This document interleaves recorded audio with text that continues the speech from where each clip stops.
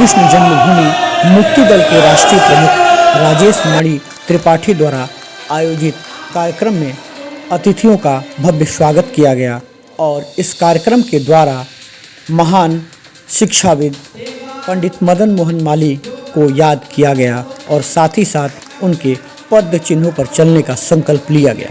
राजधानी लखनऊ के दारुल सफा में श्री कृष्ण जन्मभूमि मुक्ति दल द्वारा महान शिक्षा के महान विभूति पंडित मदन मोहन मालवीय जी का जन्म दिवस समारोह सनातन पर प्रतिभा दिवस के रूप में तपस्वी छावनी के पीठाधीश्वर जगत गुरु परमहंस आचार्य जी की अध्यक्षता में संपन्न हुआ।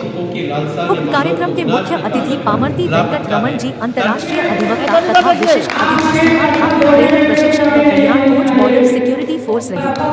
कार्यक्रम को संबोधित करते हुए श्री कृष्ण जन्मभूमि मुक्ति दल के राष्ट्रीय अध्यक्ष राजेश मणि त्रिपाठी ने कहा, कार्यक्रम आयोजित किया गया कहना क्या कुछ विशेष नहीं है।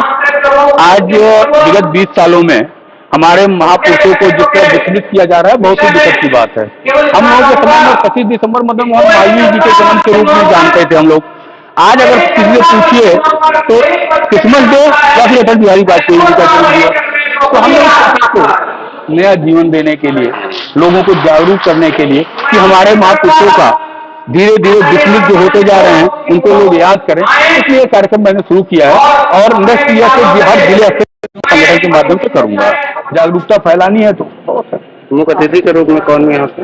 हाँ, मुख्य अतिथि के रूप में अंतर्राष्ट्रीय कोर्ट के वकील पी.वी. रमन्ना जी हैं और सीमा ठाकुर जी जो बीएसएफ योग ट्रेनर हैं वो हैं विशिष्ट अतिथि। साथ में परमहंस आचार्य जी हैं।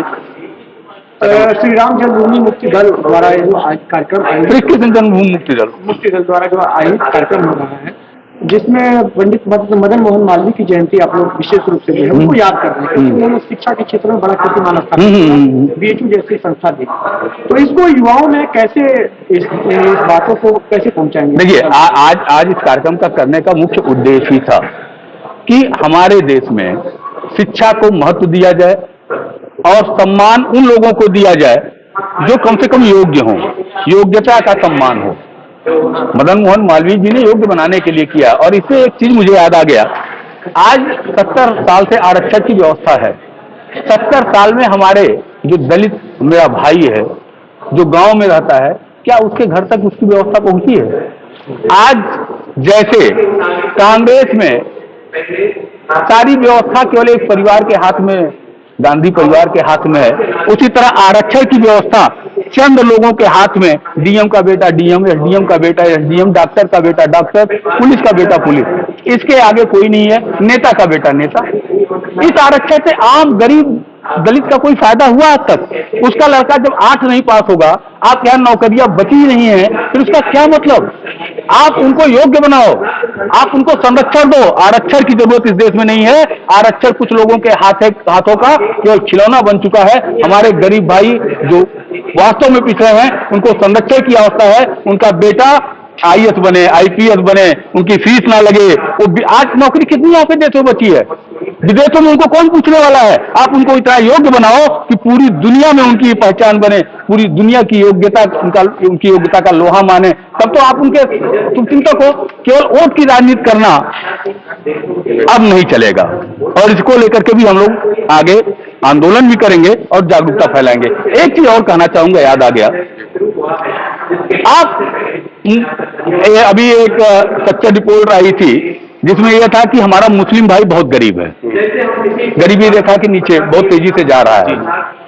और उसी सच्चा रिपोर्ट कहती है कि वक्फ बोर्ड के पास 2 लाख हेक्टेयर ज्यादा जमीन है, जिसकी मतलब वो पूरी संख्या मुझे नहीं याद है, लमसम बता रहा हूं, जिसकी पूरी रकबा केरल प्रांत के लगभग बराबर है, आधे पंजाब के बराबर है।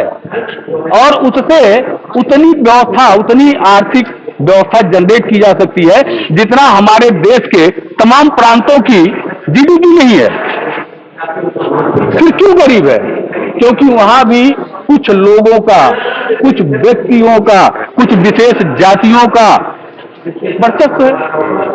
बेटा नाती पोता यही चल रहा है और आम गरीब आदमी गरीब होता जा रहा है। मैं सरकार से इसके लिए कोर्ट भी जाऊंगा और सरकार से भी मांग करूंगा कि वक्फ बोर्ड को खत्म करके, मैं नहीं चाहता, मुझे चाहिए उन्हीं गरीब भाइयों को बांट दिया जाए, हिंदुस्तान के मुसलमानों की गरीबी खत्म हो जाएगी।